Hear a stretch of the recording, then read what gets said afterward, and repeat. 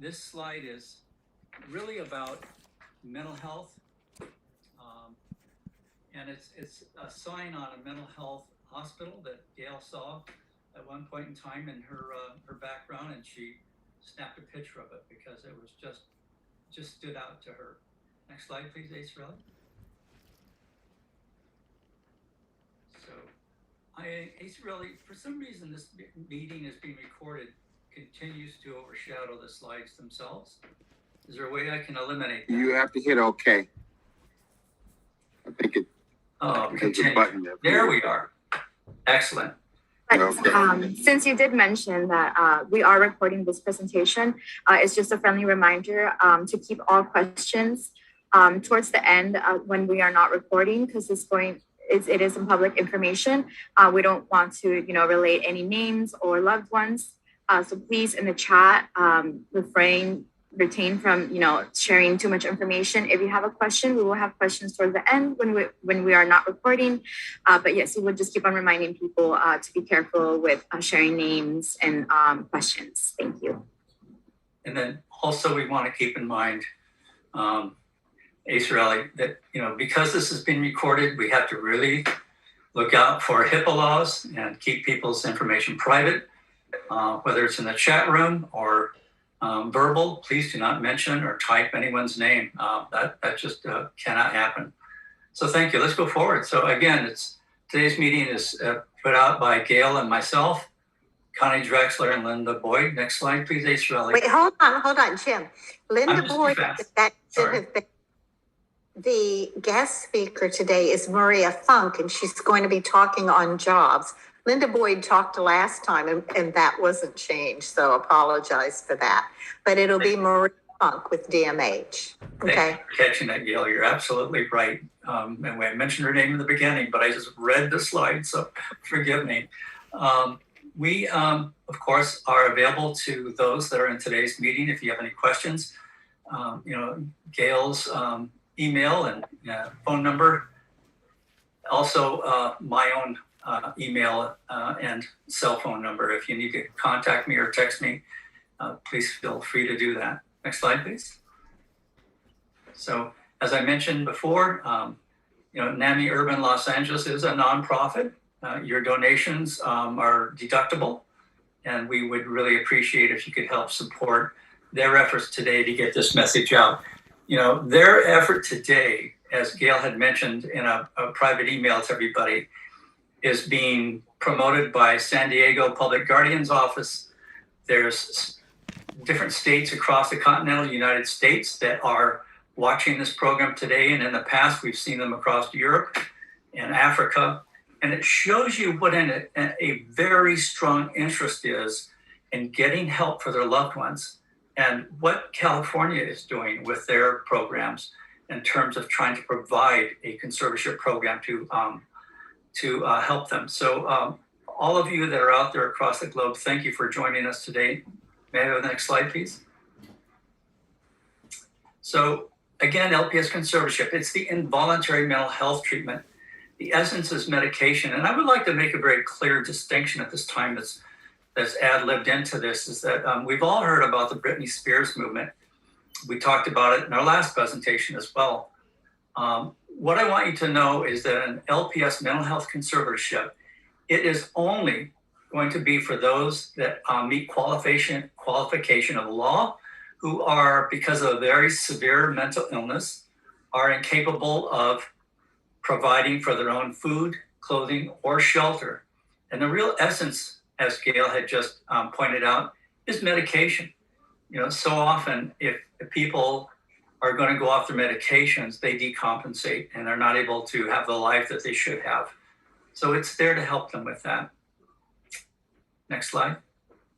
Can I just add something on the Britney Spears thing? Nobody really has the availability of knowing what's happening. Her legal team, her medical team, they cannot open their mouths at all. Her entertainment team can tell you anything they want, right, wrong, it doesn't matter. And I've heard so many things that are so incorrect about it. Like Nancy Grace on TV says, well, she can't even get a cup of coffee without her conservator's permission. And that is so untrue. So don't be afraid of LPS conservatorships. It actually is a tool to get your loved one on the right for recovery. Okay, the right to be well. This is what we believe people have a right to be well. And to keep a person sick to me is inhumane and it's cruel. It really is, because they're living in a point of just a horrid nightmare. The LPS conservatorship in California, that's the term that's given in California, is involuntary mental health treatment. Other states have different terminologies. It's Baker's Act reform in Florida, interdiction in Louisiana. Some people call it conservatorships, other people call it a guardianship. You do not want a guardianship in California because you would be responsible for all their finances, anything they do or don't do. The LPS conservatorship, you are not liable for anything they do or not do unless you're responsible for making them do something. And we'll go into that later. But the LPS conservatorship is a tool for treatment, which gives the person the greatest opportunity to regain their life through recovery. And this is a great tool, especially if somebody doesn't have reasoning ability, they're not in touch with reality. If they don't have medication, and that's the essence of it, they need the chemicals in their brain for their neurons to be able to connect properly and make sense. Next slide. Basically, when people call and they're asking about how to get LPS conservatorships, the best thing to do is, unless it's an emergency and you need the police out there right away, start acquiring the resources. The resources open the doors for treatment. You want to get SSI, SSDI, that's Social Security Disability Income, or Social Security, whatever they are eligible for. When you contact Social Security will tell you what they are eligible for. They have their work history. And if it's SSDI, they'll help you get that. You do not ask Social Security you don't tell them that you are applying for this. You ask them to help you fill out the forms. And you're going to give this to the treating doctor at the hospital to get your loved one to sign it. They have to sign it unless they're under the LPS conservatorship. So the moment you tell Social Security, I'm applying for my son, daughter, whatever, they're going to shut you out. They won't listen to you at all anymore. So you just say, I need you to help me fill out the forms so that I can give this to the treating doctor at the hospital. Other resources that you need is Medi-Cal, SSI and Medi-Cal. When SSI is approved, Medi-Cal comes with it. Medicare, if they have SSDI, 2 years after they're under SSDI, they can get Medicare. Now, we have been told by Social Security and Medicare, if you have proof that they've been ill for 2 years prior to getting SSDI, that they will give them Medicare right away. I've heard pro and con, so I'm not going to tell you which one it is. You'll have to just investigate and find out. You can also have private insurance. Some people will tell you, we have to get rid of your private insurance. That is not true. And private insurance can pay for a lot of the treatment facilities. Do not use your bank account. Put your money away. The moment you bring out your money, well, I can pay for this and I can pay for that.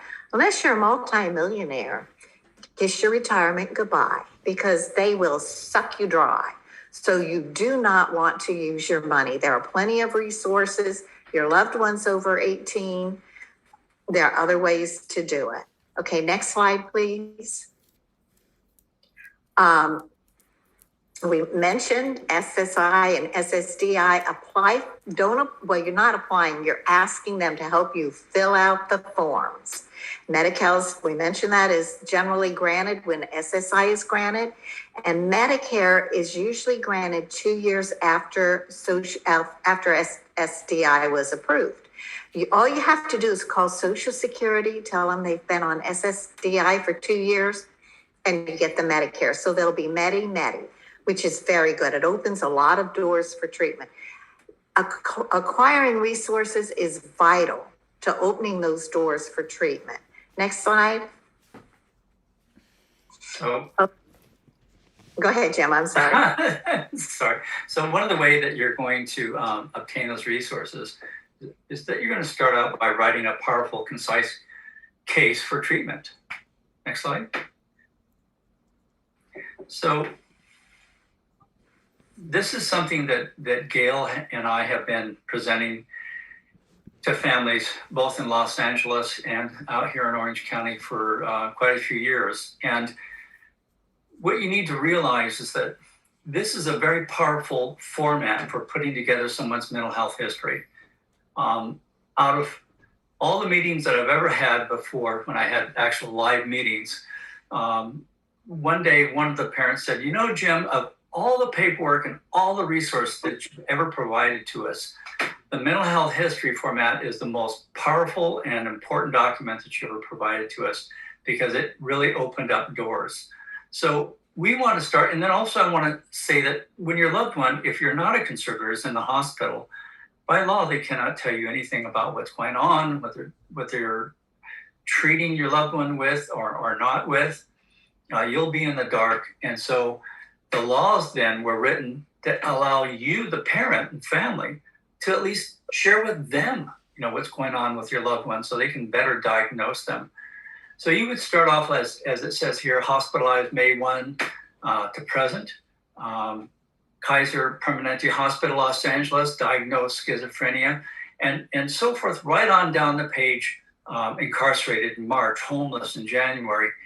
And what this is going to do is provide an oversight to a doctor that is in a mental health facility to determine, is this person somebody that might meet lawful criteria to be placed on a LPS conservatorship? Because basically what you're doing is you're taking away their constitutional rights unless they're placed onto a mental health history. And this is a real door opener because it allows that doctor to really gain some insight and perspective on what's going on with this individual. They might look great. And as the law reads, that mental illness ebbs and wanes from day to day and sometimes from minute to minute. So sometimes it's very challenging for a doctor to really make that determination for conservatorship. And this helps fill in the blanks. Next slide, please. Wait, can I just add one thing on that slide? Add two things. Go ahead, Gail. They always have a diagnosis. If you don't know the diagnosis, for instance, if they're homeless or they've been incarcerated, you may not have a diagnosis. So your diagnosis would be exhibiting psychotic behavior. Unless they're homeless and they're doing research, writing a book about the homeless, they're there because they're exhibiting psychotic behavior. Hospitalizations, sometimes you don't get a diagnosis, so it would be exhibiting psychotic behavior. Unless they broke their arm or something and they had to go in for medical, then you don't put that hospitalization down. Only things that are referring to serious mental illness. Okay, next slide. Okay. So one of the other things when you've completed the history, include at the bottom of the history page a list of allergies, the medications they should not have. For example, one of my family members is allergic to Haldol. It will cause the tongue to swell and block airways. And so that would be imperative to list on there. The medical problems such as diabetes, heart, etc. should also be listed, and resources available such as SSI and Medi-Cal. That if they have the SSI and Medi-Cal, the hospital will actually, I think, be more prone to keep them a little bit longer. I had an experience once where the doctor called me and without violating HIPAA, basically what he was saying is that insurance companies often try to, even though they're there to provide the funding, they're trying to find excuses for discharging your loved one out of the hospital. Say, well, they don't meet criteria. Well, but you're not changing the medications, and the doctors will counter with, excuse me, doctor. So here's right here in Orange County, Cal Optima trying to fight against a doctor in one of the families and arguing tit for tat. So it's very important that you list the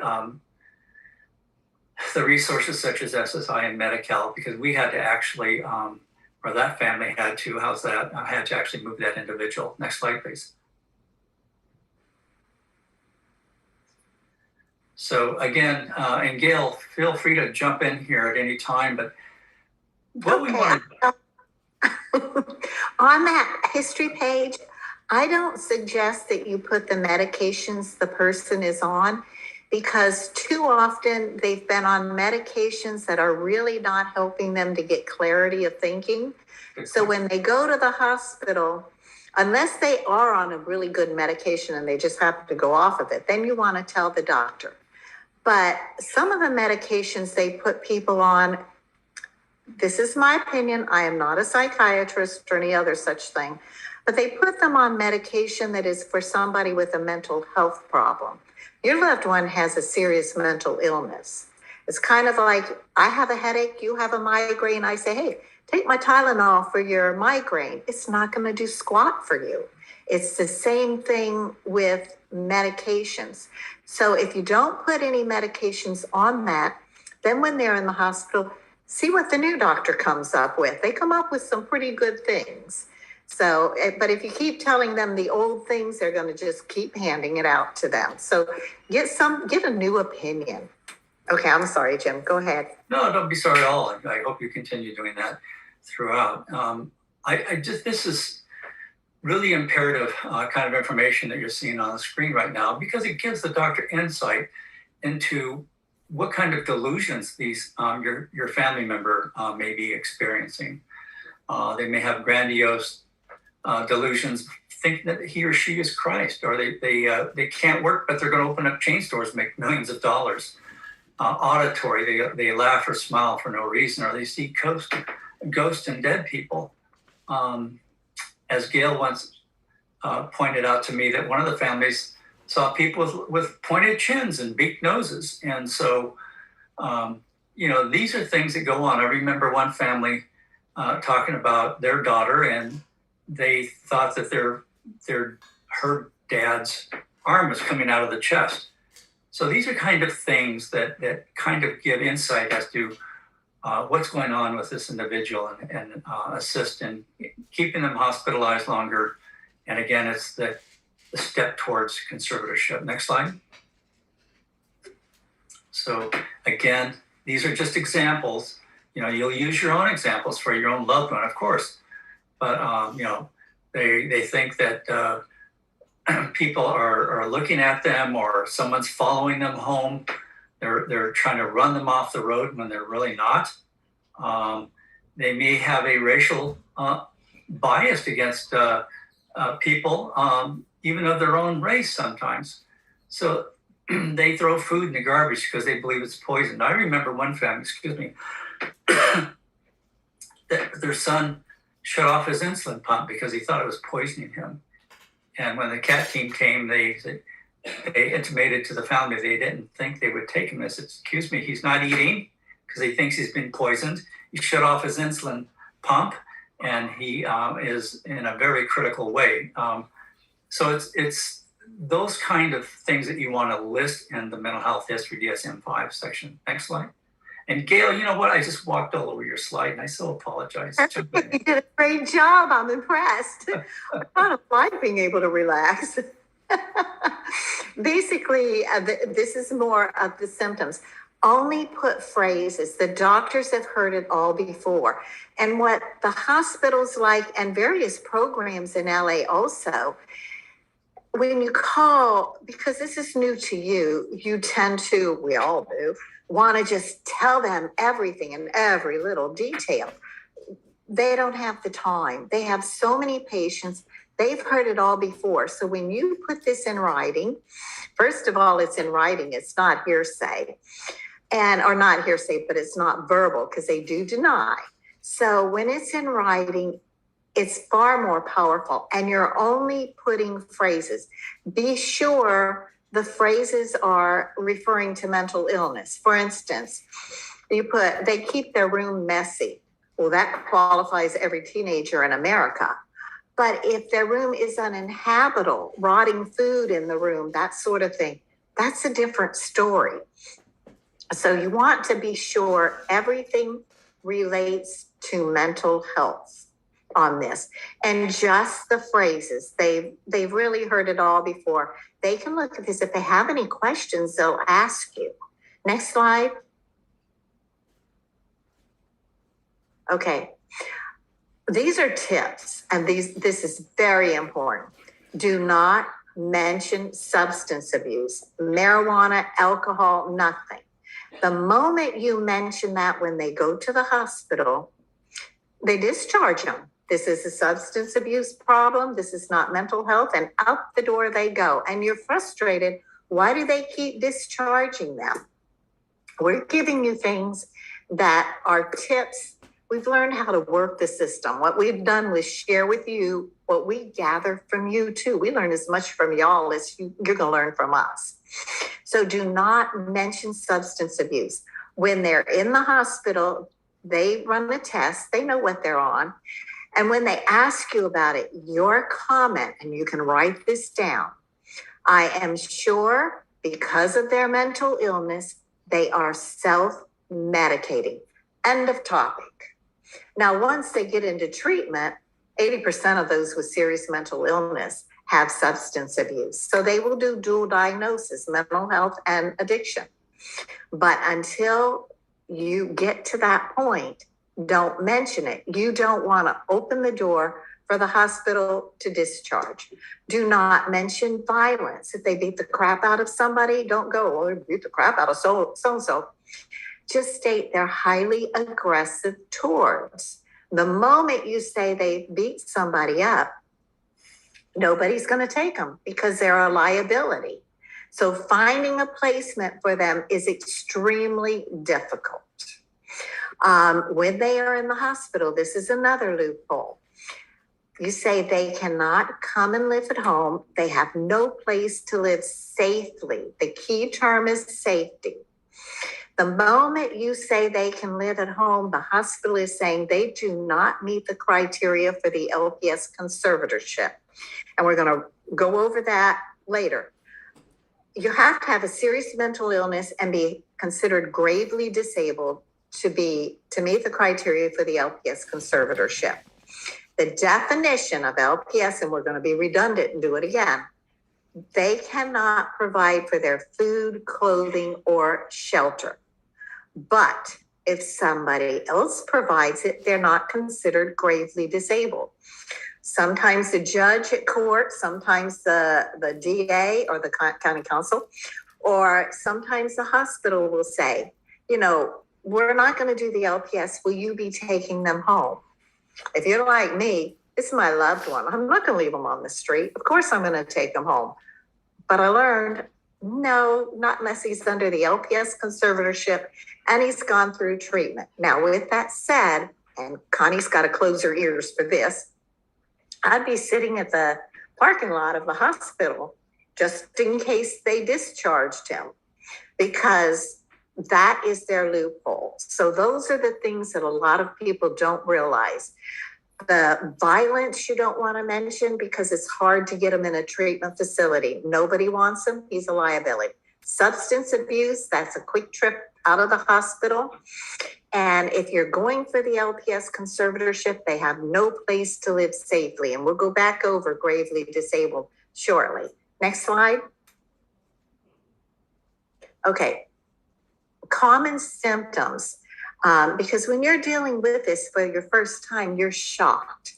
Racial, and Jim mentioned it, racial against everybody who's not them. I don't care what color they are, what religion, what sex, it doesn't matter. They are racial against everybody who's not them. That's just part of sometimes many of their symptoms.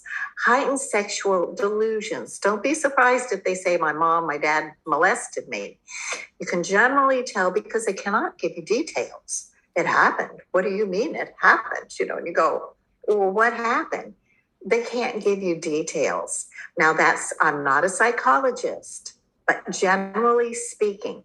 So if your loved one's doing that, hey, join the club with the rest of us. We've all had it. FBI, CIA, other people are following them. That's really frightening to people. They every place they go, they feel like people are watching them, and they're scared. They are living in a nightmare, and you're going to try and wake them up out of that nightmare. The other thing is, it's everybody else's problem. A lot of people call me and they're telling me their loved one, and I go, oh, I understand. So you've got a problem and everybody else, but they're perfectly fine. They go, yeah. That is their reality. Don't bother trying to change it. It would be easier for you to look at a concrete wall and wish that concrete wall to move than to try and convince them something different. It isn't going to happen. So spare yourself the stress. Okay, next slide. Okay. Gravely disabled. All yours, Jim. Thank you so much. So the definition of gravely disabled is a person with a serious mental illness who cannot, because of their illness, provide for their own food, clothing, or shelter. As Gail mentioned earlier, if somebody else can provide them food, clothing, or shelter in a safe manner, then they will not be considered gravely disabled, and the LPS conservatorship will not be granted. So they say, well, gee, I can live out under this bridge over here. I have a place to stay, but can they live under the bridge safely? Because there's been so many people who are homeless that are beat up or robbed or stabbed and so forth, or they can become quite ill out there in inclement weathers.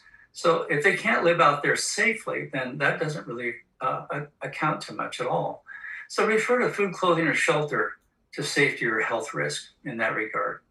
Next slide, please. Well, Jim, I'm just going to say Connie Draxler told us about a case. It was really quite interesting. A fellow who was very articulate, he goes to the court. They're trying to get the LPS conservatorship, and he tells the judge, Your Honor, I can get a tent from the city. I can go live on such and such street. I can eat 5 times a day if I wanted to at the food banks. And I can get all the clothes I want, Salvation Shelter. The judge doesn't really like his plan, but it's a plan. He can provide for his food, clothing, and shelter. You only need one, but he was providing for all of them. The judge had to dismiss the case. The judge's hands are tied, and sometimes we get frustrated with the judge, but he has to look at the law. So we're trying to teach you exactly what is the law, stay focused on that, and that's all you go for. Everything else is not relevant. So, but if the family had been there and they said, yes, he can go get a tent and live on such and such street, but he's either victimizing people or they're victimizing him. And yes, he can go eat at the food banks 5 times a day, but he's lost significant weight from not eating. He's really thin. And that becomes a health risk. The kidneys start to shut down, the heart, everything. And he can get all the clothes he wants at Salvation Army. But he doesn't. And he wears his clothes for long periods of time. And Jim, I think I just took your whole program. It's fine, Gail. No, you're fine. Keep going. Okay, well, I'll finish this one up then. I love it. Clothing, if they wear their clothes for long periods of time, that builds up bacteria on their skin. That is a health risk, and many people get MRSAs from that. Or they take their clothes off at inappropriate times and places. Now, they don't do it 24/7, but when they're in psychosis, they very well might. Or the big one, they dress inappropriate for the weather. It's hot outside. They've got a sweatshirt, a hood, the whole kit and caboodle. They're building up body heat. You can drive down LA, any street almost, and you'll see in the summer people with a hood on and a sweatshirt. They're building up body heat. That's really not very healthy. Right. This is not gravely disabled. Only your shelter, food, and clothing is gravely disabled. And you only need one, but you do try and hit all 3 if you can. The people that usually were seeking LPS conservatorships, they have no insight into their illness. This is a neurological problem, and they need the medication to help them to get the insight. And sometimes that's going to take a long, long time because the brain has to heal. And they are not compliant with treatment and medication. So adding that sentence is extremely important. Okay, next slide. Okay, so let's just talk about deciding the direction for treatment. You have the recovery model, FSP, and that's places like telecare and so forth that will provide programs. They help them to with psychiatrists. For example, here in Santa Ana, there's a telecare Broadway that actually have a drug rehabilitation program built into it as well. Assisted outpatient treatment, known as Laura's Law, that was named after a young lady named Laura, who unfortunately was killed while trying to assist somebody with a mental illness. Here in Orange County, while some families will report that it's not effective, very recently there was a family that actually did obtain a LPS conservatorship through AOT at the very end of it, because they were so psychotic that once they 5150'd them, they qualified and went on to achieve a LPS conservatorship. So the LPS conservatorship is an involuntary treatment. So we have one that is a recovery model. We're going to be talking to talk therapy. We're going to have our medications. Other with programs like AOT are there. It's more structured and so forth in helping them. And then you have the LPS conservatorship, where it's involuntary. And as a conservator, they have the right to see to it that they remain on their medications and that they're properly cared for. Okay, next slide. Anything I'd like else? to add something in Los Angeles, because I know you're talking about Orange County. And this is what I love about Jim, because we do compare notes and we get things changed. You cannot have AOT and LPS together. That's the law. But our AOT under Linda Boyd in Los Angeles, if a person is under AOT and they don't have reasoning ability and they're not able to work with them, when the person goes in the hospital, they do what Orange County is doing now, and they push for the person to be put under the LPS conservatorship. So we're really blessed, because some AOTs in other counties, and some counties don't have AOT, if they can't do AOT, they go, okay, we're finished with them out of our program. We can't do anything with them, rather than putting them to a higher level of treatment.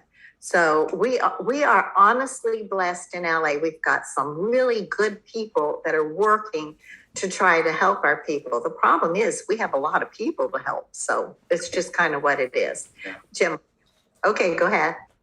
So we've talked about developing a written case for obtaining an LPS conservatorship or for hospitalization in general to help stabilize the individual.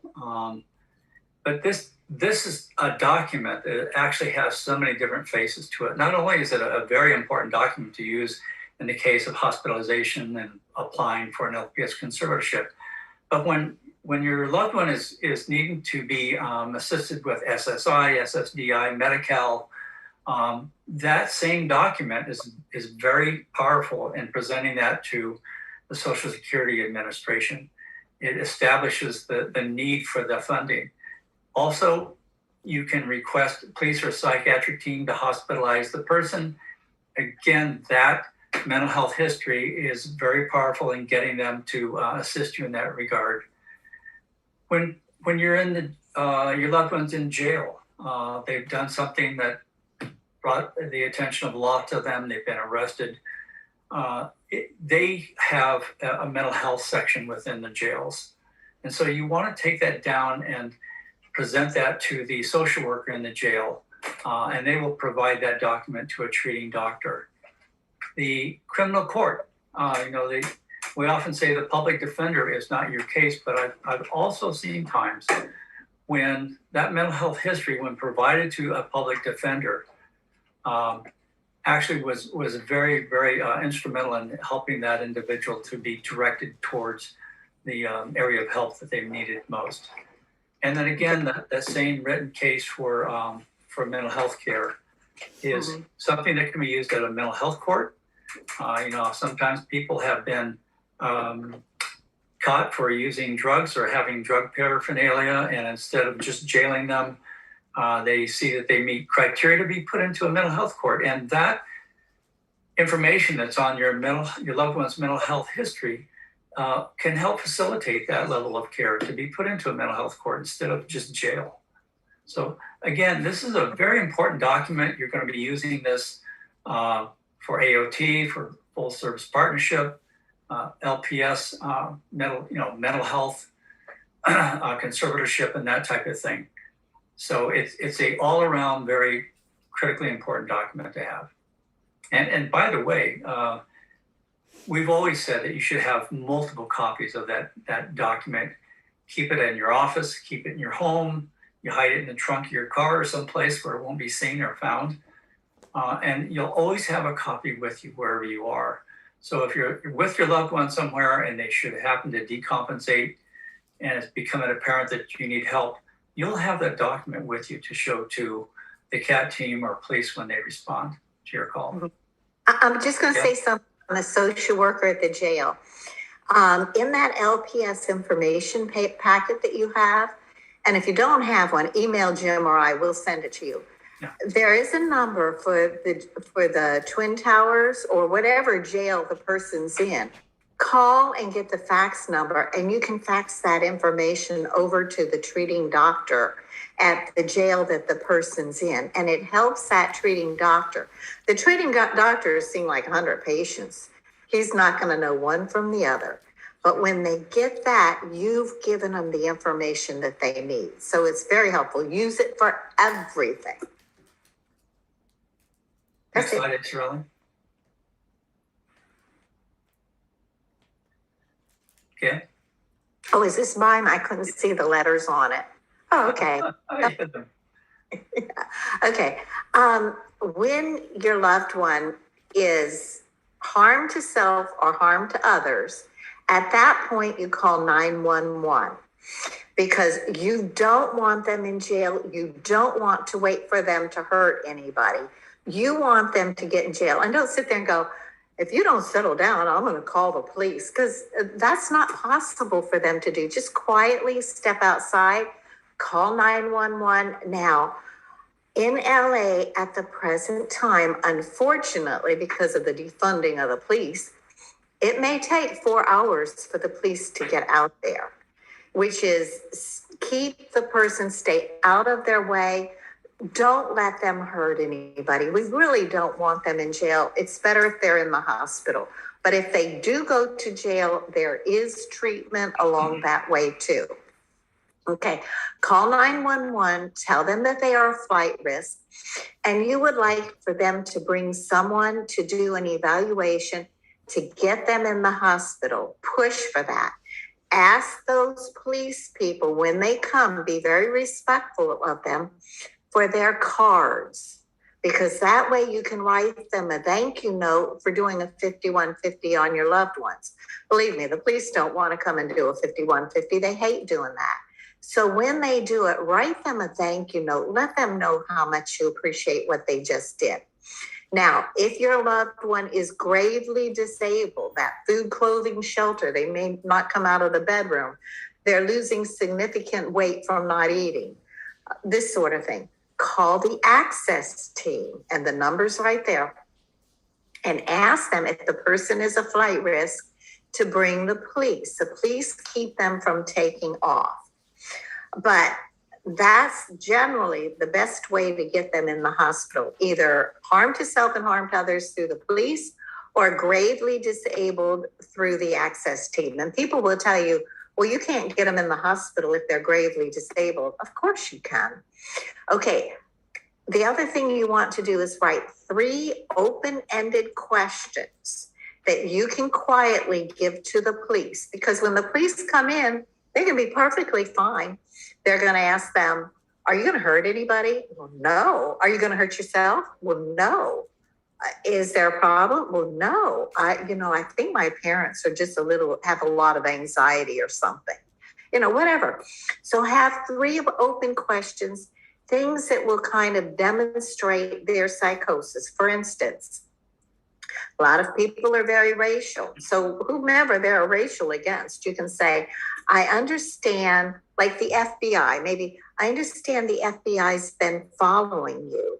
What can we do to help? You don't ask a yes and no question. What can we do to help you? They'll start talking. I understand that you're having trouble with your parents.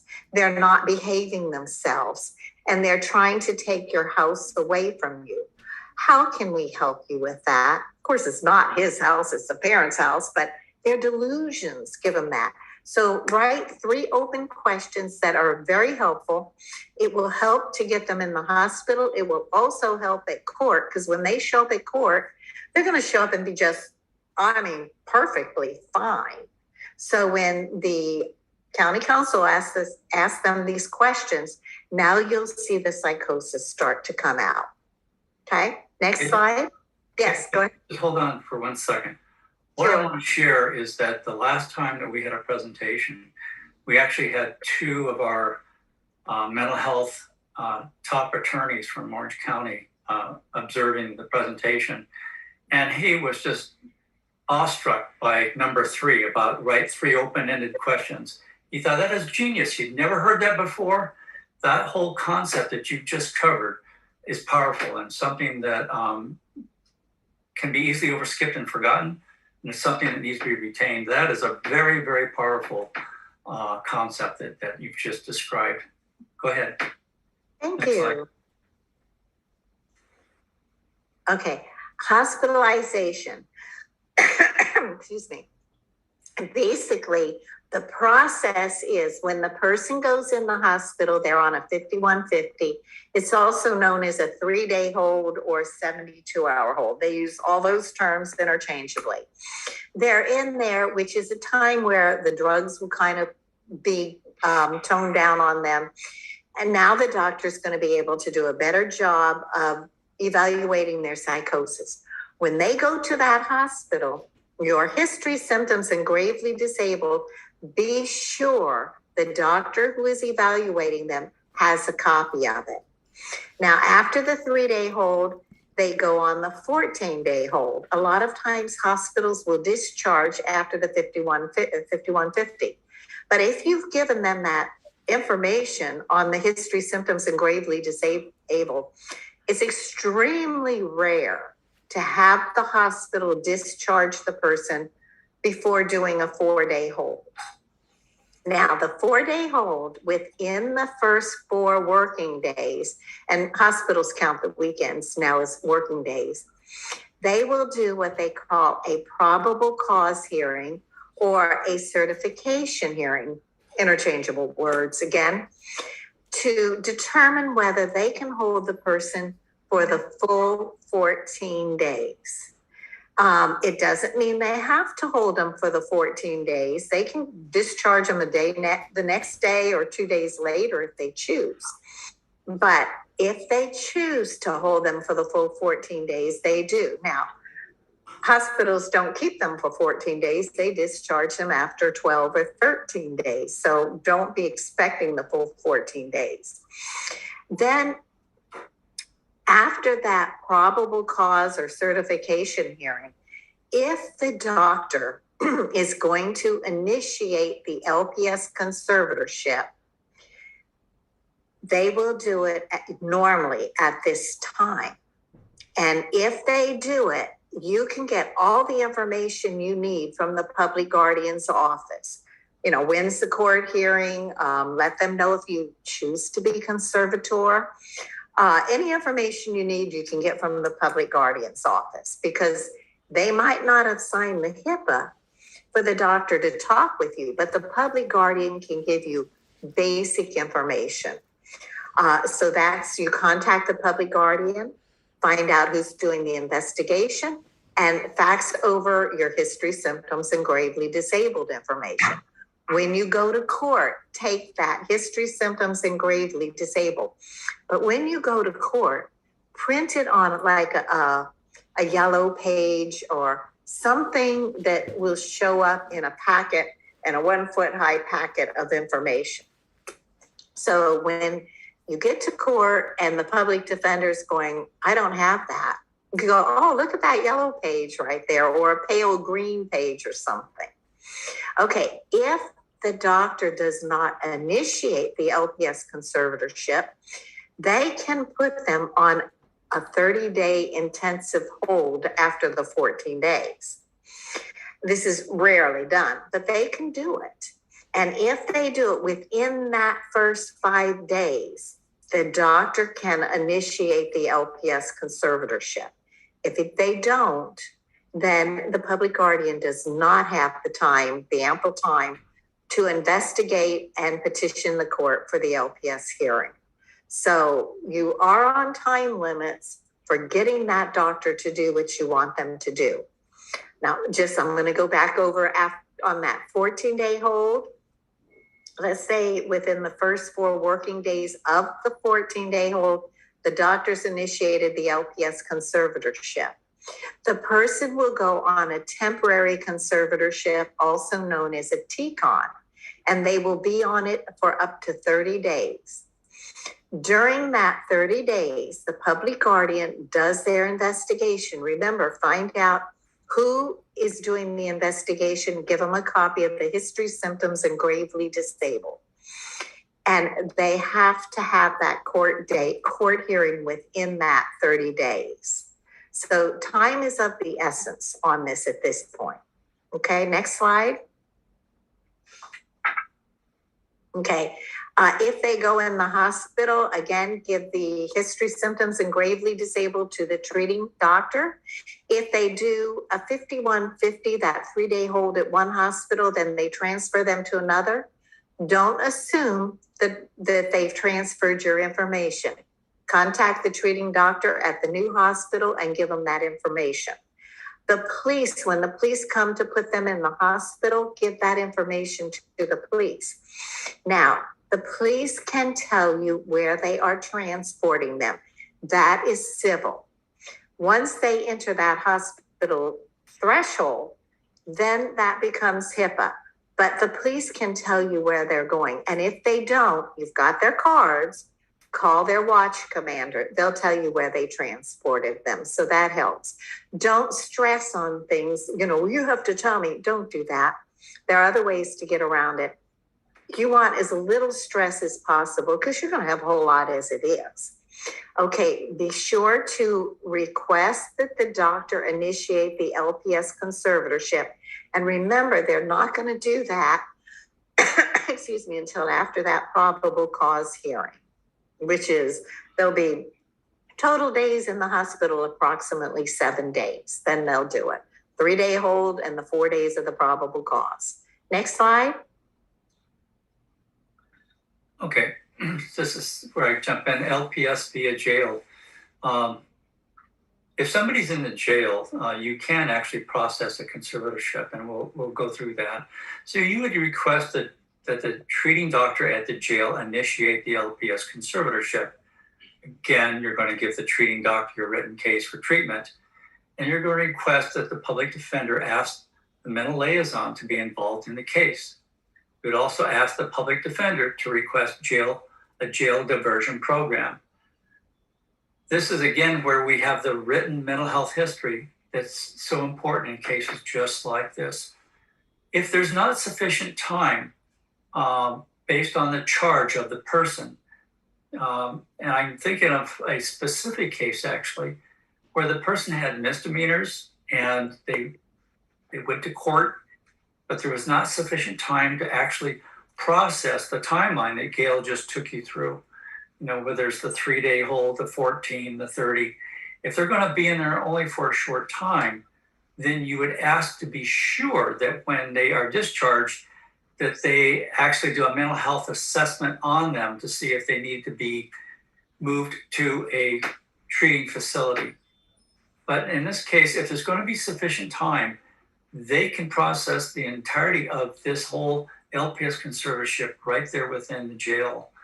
You can just go about that in the way that the slide is just representing itself. Gail, anything you want to kick in on that one? No, actually, I think you covered it very well. Thank you. Next slide, please. So the California Welfare and Institution Code 5008.2 states that the law requires that all healthcare providers shall take your information, and the historical course of the person must be taken into account for treatment. Also, it states that the mental illness does not exist in a vacuum of time. The illness itself waxes and wanes, with presenting well at times, then exhibiting psychotic symptoms at other times. And this was actually a law that was written by Mrs. Carla Jacobs, who had done an amazing amount of work both in Los Angeles and in Orange County. Actually wrote this legislative piece that was then passed into a law and exists within the Welfare Institution Code. So again, it's really about the families having the ability to write the mental health history, and the law requires that mental health care provider to take that information and consider the historical course of the person. So these are all very important documents to have. This is a very important law. Next slide. So what is the criteria for LPS conservatorship? Well, the LPS conservatorship is California's involuntary mental health treatment for recovery. Must have both a very serious mental illness and be gravely disabled. It helps a person with no insight into their illness and is non-compliant with treatment and medication. I will share with you of so many families that I've talked to. We've gone through a process. They were not able to get their loved one onto a conservatorship. And at some point in time, the person says, hey, I'm doing so well. I don't need these medications anymore. And they decompensate again. So, if they're placed onto the conservatorship, and unfortunately, one hospitalization, alone is not going to lead to a conservatorship in most cases like this. But, when they have no insight into their illness and they're non-compliant, as Gail stated and the slide stated earlier on, an LPS conservatorship really is about keeping the individual on their medications. This is something that Orange County grew to understand and accept. They understand that somebody needs to stay on their medications, and that if they go off their medications, they can be placed directly into the hospital.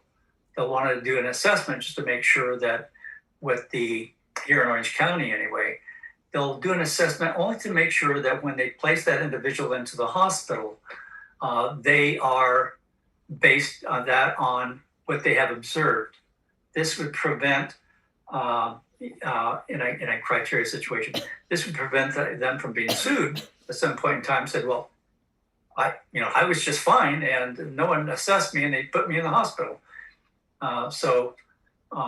Again, this is a very important step to consider. Next slide. So what is a serious mental illness? It's not just, well, I'm feeling really depressed today. These are a list of very serious mental illnesses: bipolar, schizophrenia, schizoaffective disorder, clinical depression with severe depression, obsessive compulsive disorder, where people may feel obsessed to count every dotted line on the road as they're sitting there in the back seat of the car and they're counting lines, and they have to count every one. Chronic alcoholism. Again, I just will go off the slide here for a little bit. I remember the family came to me about their daughter. She had been missing for a year. We went to court together. She was placed onto a conservatorship and put into one of our board and cares here in Orange County. And she had a chronic alcohol addiction. And I'm just so glad to say that, here's a case where LPS conservatorship works because she got the treatment that she needed, kept her on her medications, and she was able to get past that to the point that the same person that was so psychotic from her alcoholism and her mental illness had called me later after she had stabilized and trying to get help for somebody else that she knew. And again later, reached out to a very famous doctor here in California, a famous attorney here in Orange County, and orchestrated the care for somebody that was clearly ill in a very complicated case. So they went from being a chronic alcoholic on the streets to recovering through LPS conservatorship. And it just really warmed my heart when I got calls from her. It's such an amazing experience. Next slide. That is extremely rare to have chronic alcoholism and OCD, but they can be part of it. But again, don't mention alcoholism because the hospital will discharge, even though it's one of the criteria for LPS. Don't understand that, but it is what it is, right, Gail? That's what it is. We tell you what's happening. That's all. There are basically two types of the LPS conservatorship. Now, there is a probate conservatorship, and Connie will talk about that. But our experience and our expertise, if you call it that, for whatever it is basically our knowledge is on LPS conservatorship. There's two parts, the LPS of the person and the LPS of the estate. And don't think the estate is they have millions of dollars. Some people do, but most don't. Most of it is they owe a lot of money and it needs to be dealt with. The conservatorship of the person, the treating doctor in the hospital or at the jail will petition the public guardian for the LPS of the person. Once the information has gone to the public guardian, if you need it for the estate aspect of it, for instance, you have court cases that need to be dealt with, debts, school loans, that sort of thing, then you can ask the public guardian to petition the court for the conservatorship of the estate. And at this point, I suggest that you run a credit report because it will tell you what debts they have. And that's really kind of important. And most of those credit reports are free anyway. But that would help a little bit on that. Okay, next slide. Probate conservatorship tends to be for older people who do not have a serious mental illness. It can be for younger people with brain illnesses such as autism, brain damage, stroke, any brain illness that's not mental illness, including borderline personality disorder. So it covers everything. The ones that were listed, that is all that is used for getting LPS conservatorships. And I'm just going to add one little thing on, which is kind of out of the realm of what we're doing. Chronic depression. If a person is chronically depressed, I suggest that you search the transcranial magnetic stimulation. They are having really excellent results with transcranial magnetic stimulation, where if they're taking medication, they want them to continue, but if they're not, it really does help. So you might just want to investigate it. I'm not saying to do it. I'm just saying investigate it. Okay. All right. Next slide. The conservatee's loss of rights. Basically, and this is just simplifying it, they lose the right to refuse medication. That's the whole essence of that LPS. If they don't have the chemicals in the brain that makes those neurons connect to the proper neurons, they can't think. And therefore they have all those delusions and they hear the voices and everything else. With the proper medication, they can start to think. Temporarily, the court will take away their right to enter contracts, to drive a car, and a little bit longer, and I believe it's federal government, takes away your right to possess a gun. You can, when they're under the conservatorship, you can get their right to enter contracts because they may need it to be able to do a job and to drive a car while they are under the conservatorship. And a lot of people need that if they're getting a job. Remember, we're trying to get them on the road to recovery so they can live a good life. Next slide. The rights of the conservator. As a conservator, your right is only to approve or disapprove treatment, placement, and medication. I cannot stress that enough. You don't write out their prescriptions for their medication. The doctor does. Now, if you have a quack doctor that's going to give them, 5 psychotropics, you say, oh, I don't think so. We're not going to do that. We're going to find one medication that works best for them. Then if we have to add to it, we will. If you give them 5 psychotropics, which one's working? And if the doctor tranquilizes them and says, oh, look, they're doing better and they're drooling and they're a zombie and they sleep all day, that's not getting better. So you have a right. Keep a journal on those medications and work to get them the best medication with the least side effects so they can get on the road to recovery.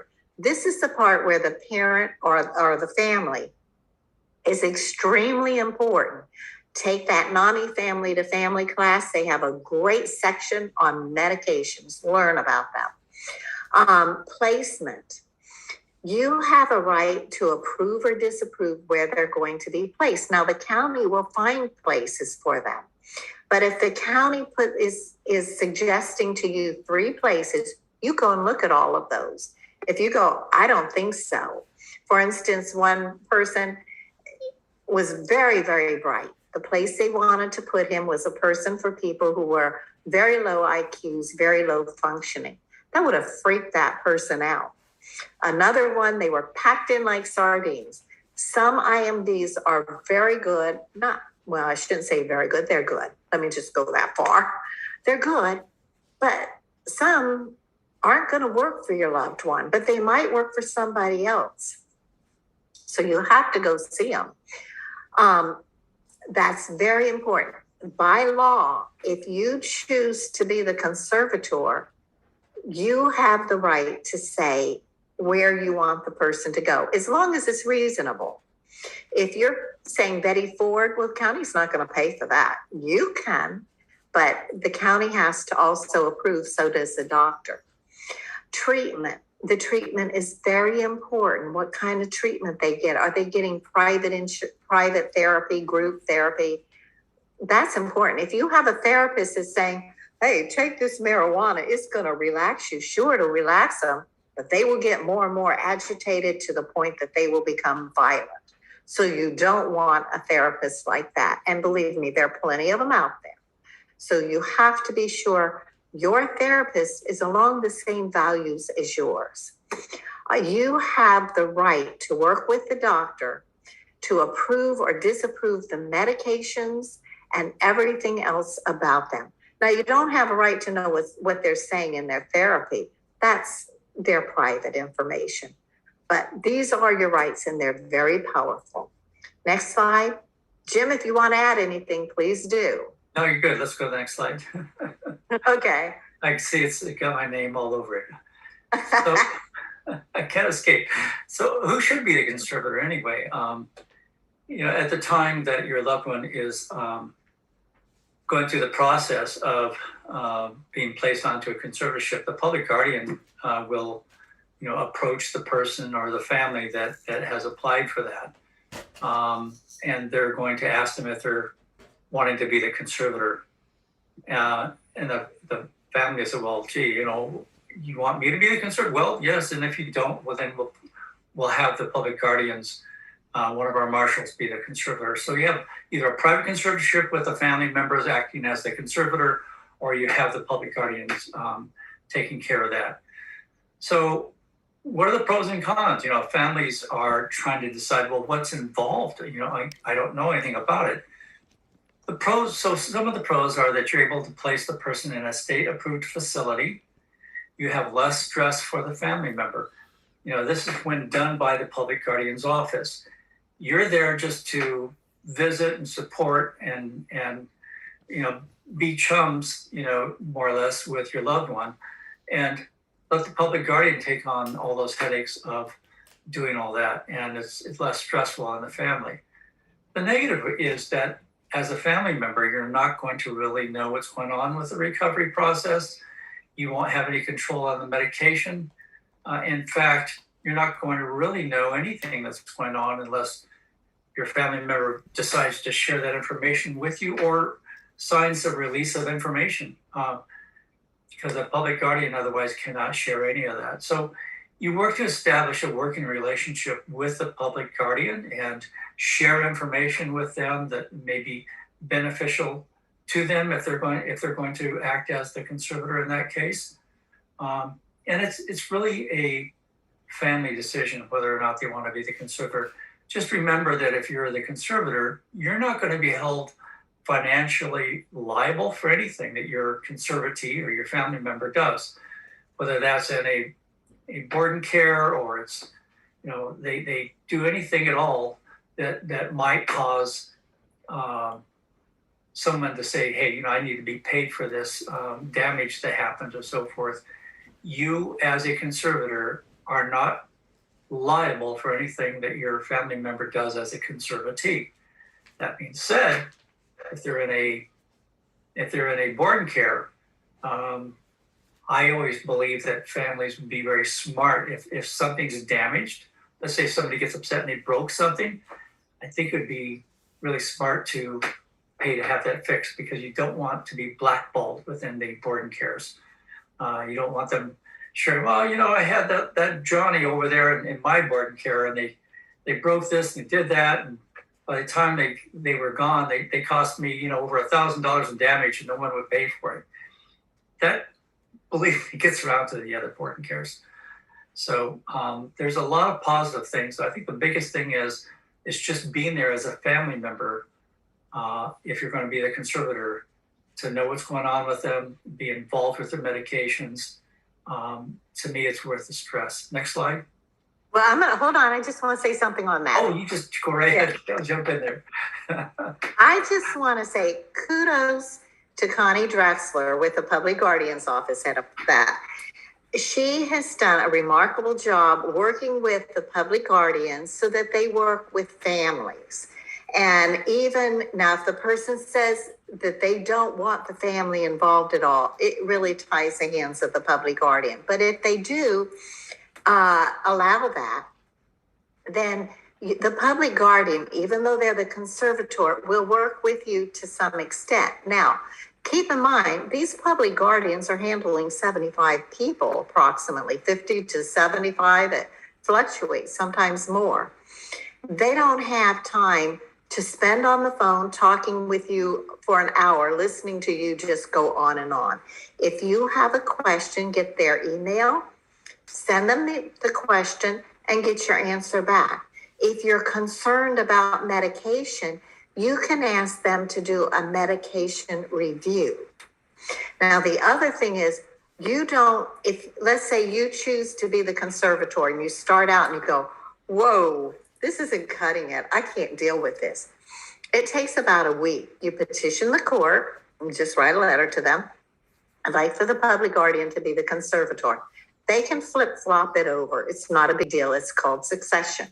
Likewise, if the public guardian's a conservator, they've got them placed in a facility and you say, I would like to end up being the conservator, you can petition the court for that also. The public guardian will interview you to make sure that you are of sound mind. And then they will allow you to become the conservator for the individual. Okay, that's all. Okay, next slide.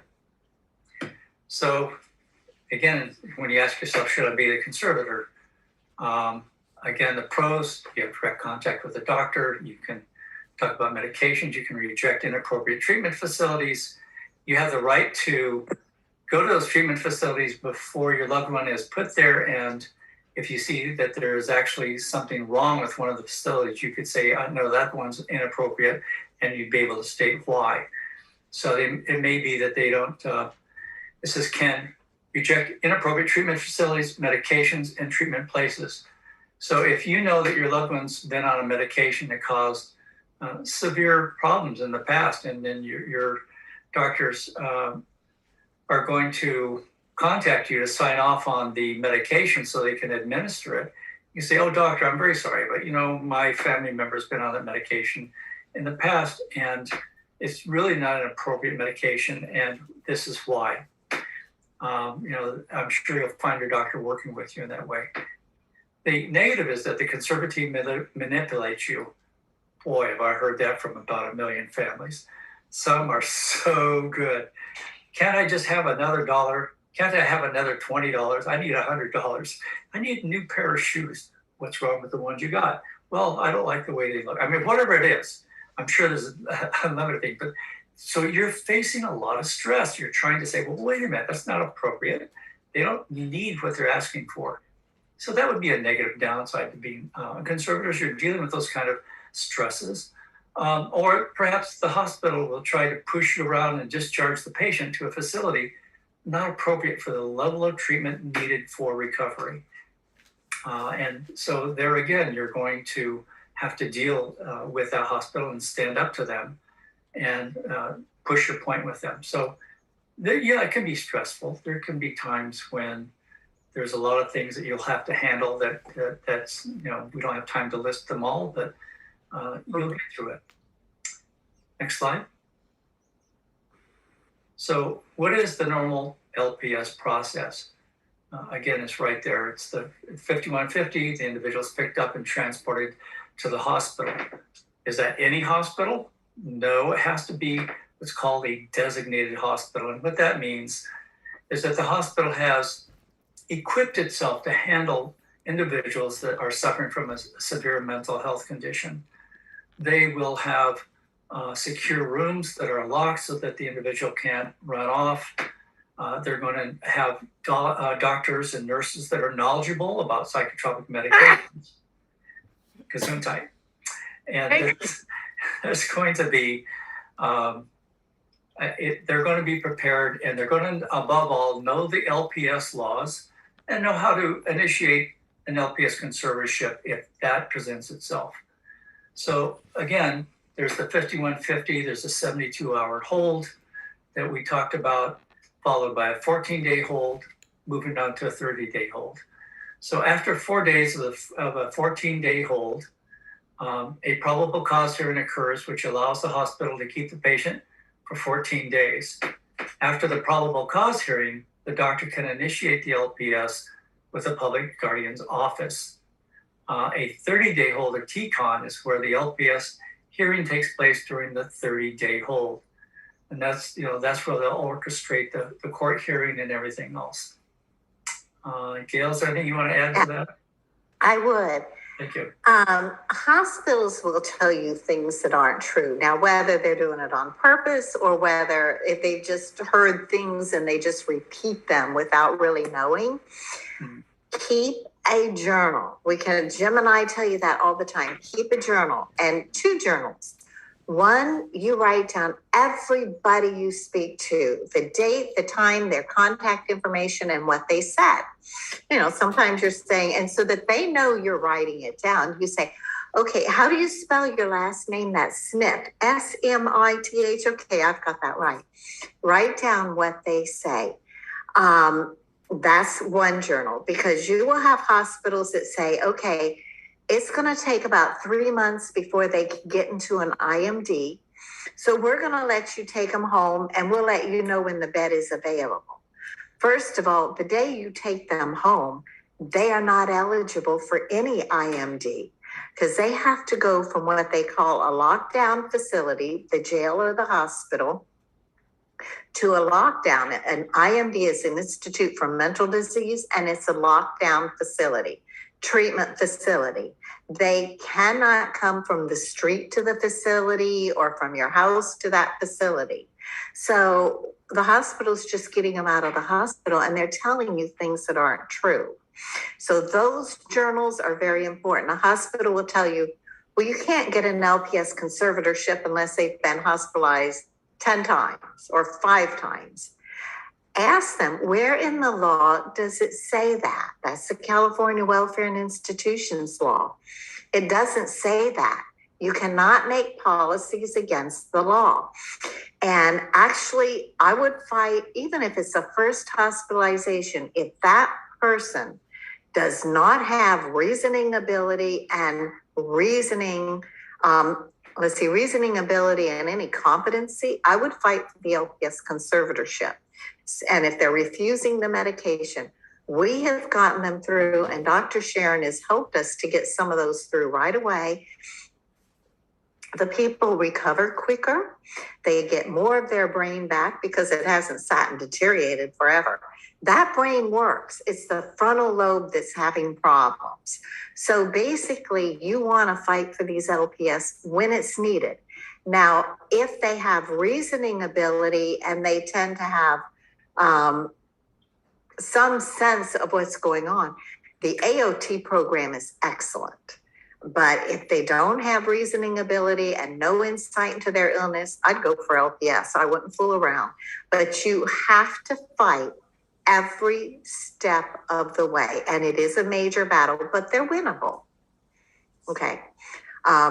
That's basically the normal process. And first hospitalizations, we do get it. They're rare, but we do get it. Okay. Okay, Sarah, next slide. Thank you. So at the time of the court hearing, the patient is assigned to a public defender. I would say that you need to know that the public defender is somebody that you can talk to, but you have to be very careful what kind of information you share with them. You want to remember that the public defender is there to defend your loved one's rights. They're not your buddy. You say something that may, it's possible to say something that may be used against you and get in the way of your trying to get an LPS conservatorship going. So be very careful. I remember one of the public defenders called me one time and said, "Oh, Mr. Farrell, your son said that at the end of this hearing that, they went on to say that," I'm trying to be careful here about HIPAA laws again, so forgive me, but they tried to get you to say, "Oh, sure," just like the hospitals. You can break, yeah, they can stay with me. Right away, at that moment in time, that individual is no longer gravely disabled. So be very careful about talking to your public defenders. The patient can, and let me just say too, that there's been times that public defenders were miracle workers and have, with some families, made remarkable insights and assistance when they knew it was necessary. But just be careful. The patient can request a court hearing, or they can say that the judge themselves could make a final decision as to whether or not they would be placed onto a conservatorship. The patient can request a jury trial. So we have a court hearing, we have a judge making a final determination, or they can ask for a full-blown jury trial. And that's something you hope that they don't do, because oftentimes the people within the jury really don't understand mental health and illness. And when they look at the individual in the courtroom, they've been on medications for a while, they say, "Gee, they look perfectly fine to me." But those are some of the various ways that a hearing itself could proceed. So the court hearing, the judge can make a decision, or the patient can request a jury trial. Anything you want to throw on that one, Gail? You covered it, right? We nailed it. Hey, Strickland, next slide.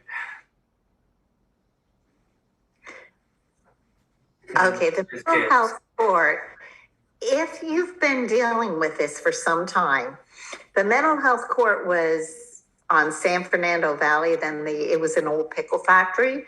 The roof caved in, so they had to quickly move that same day and continue court hearings to Metropolitan downtown LA. Now, this is the mental health court in Los Angeles. Since then, they've renovated the courthouse in Hollywood. This is the new address, so you want to be sure you're going to it. It's not called Department 95 anymore. It's called Department 103. So if you're going there, that's where you're going to end up being, is at that courthouse. Next slide. Can I make a comment here, Gail? Sure. One of the things I didn't mention in the very beginning is that today's presentation, of course, being represented by NAMI Urban Los Angeles, is going to be focusing on a LPS process that is universally supposed to be the same throughout the entire state of California. However, NAMI Urban Los Angeles is a Los Angeles entity, and they focus on the resources for Los Angeles. So for those that are in Orange County, if you have questions about anything like this that you see in today's presentation and say, well, gee, what about Orange County? You feel free to call me. And if I don't have an answer for you, I'll find it for you. But we definitely want those that are in Los Angeles to get this information, to know how to navigate Los Angeles. But it's so important as well that people understand the process of conservatorships. I'm sorry, Gail, go ahead, please. Oh, that's okay. Thank you. Okay. After the LPS is granted, typically what's supposed to happen, the hospital, if they're getting the LPS via the hospital, they should hold them until a proper facility becomes available. Now, sometimes hospitals start talking about, well, we're going to discharge them after we get the LPS. If that's the case, I strongly suggest that you allow the public guardian to be the conservator until they're placed, because they have more clout and more power, but they still have to fight these hospitals. The intensive care division, that's the hospital will request that the intensive care division come out and evaluate your loved one. And they suggest 3 facilities for the person to go to. As a conservator, if you are the conservator, you can go and you can tour every one of them. Write your list of questions and be sure to ask sex. What is what do you allow on sex? Because you sure don't want to be getting a grandchild out of that IND. Have questions like therapy. What do they do? One facility I went to, and they advertised that they had a library. When I went in there and I looked, there was a room, it said library. There were 3 books in there, nothing else. And I said, there are only 3 books, and there was a chair. That's your library? Oh yeah, we call that the library. That was ridiculous. Be sure, if they're saying that they have group classes, you see group classes going on, and don't go on the weekend as a skeleton cruise. You will never know. But have your list and ask questions throughout all these places. It is the county who will place the person, and they pay for them. You, as a conservator, approve or disapprove. Now, none of these are great, but you look for the best for your loved one. You know your loved one better than anybody. So you know what might be their hot buttons to help them get on the road to recovery. The level of care is determined by the clinical recommendation. They decide that intensive care, should they go to an IMD? If they're flight risk, yes. If they're not a flight risk, they can probably go to an enhanced residential housing, which is a secure facility. In other words, they check them in, check them out, that sort of thing. As they get better, they can go to a board and care, and they can skip programs too if they get better, or a sober living, or maybe an outpatient treatment, or eventually live in their own apartment. It's usually best to have a roommate, but rather than be alone. But they can do these things. It does not have to be IMD, step down, board and care. They can do an IMD, board and care, or while they're in the hospital, because there's a long wait in the hospital. There are very few IMDs. They might be there for a long time. You're working when they are in the hospital to get the best medication for them. And some medications that we've seen tremendous results is Invega, that's INVEGA. Vraylar, V as in Victor, Raylar, Latuda, Latuda. And there are others, but those, the feedback that I get is really good. In Vraylar, if your loved one has negative symptoms for schizophrenia, that's things taken from them, their personality, their smile, everything. Vraylar is the only medication that I am aware of that helps for the negative symptoms. All the others help for the positive. Vraylar does help for the positive, but it's the only one that I know at this time that helps the negative. I'm sure there are probably more. I just don't know. But investigate medications. That's really important. Somebody asked, and I kind of saw it quick, IMD, it stands for Institute for Mental Disease. It is lockdown. They have treatment programs. They have group activities, all sorts of things, or they should.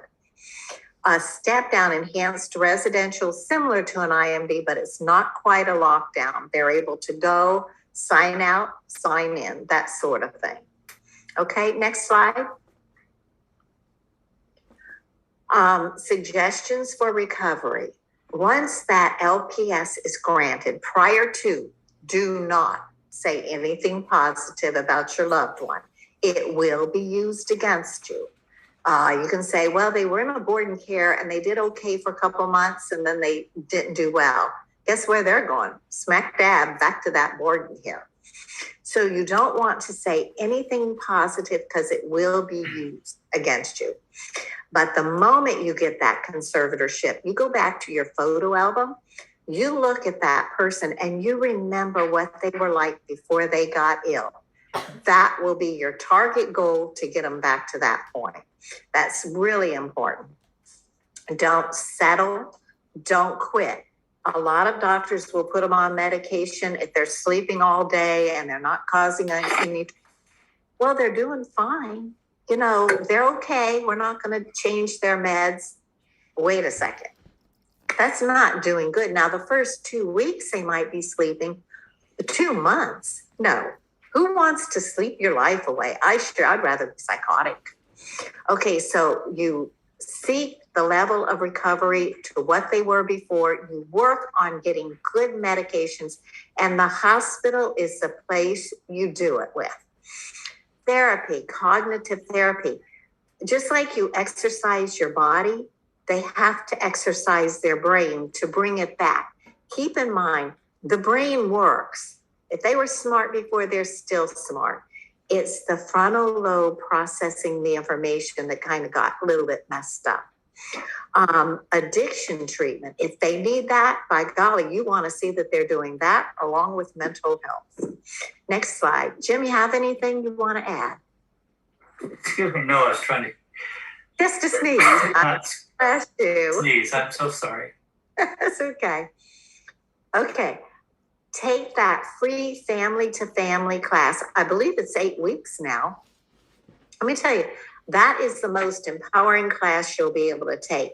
They will give you so much information. Nobody has time to sit and tell you all about mental illness, but they do. And they do a great class. NAMI Urban LA offers that free class for somebody. They offer these classes for people who are under the LPS Conservatorship. So we're blessed that they make this available to you.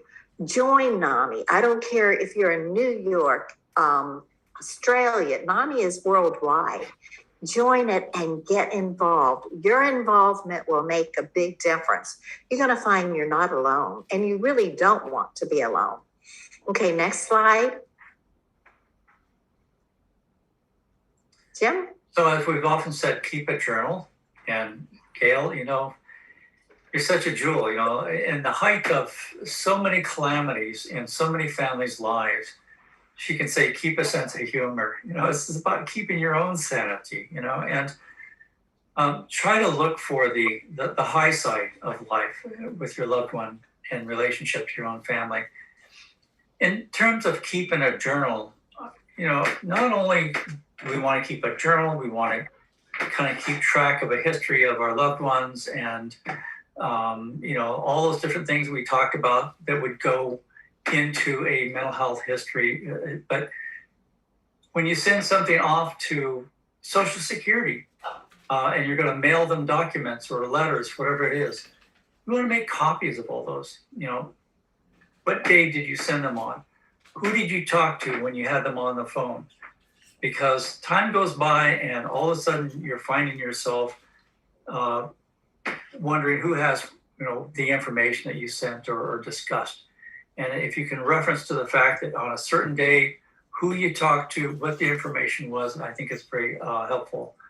But a journal is also there. It's if something should happen that you lose a doctor, they move, or you have to go and find a new doctor to replace them with, your journal on the medications that your loved one's been on and all of the rest is information that's going to be very, very helpful to your new doctor.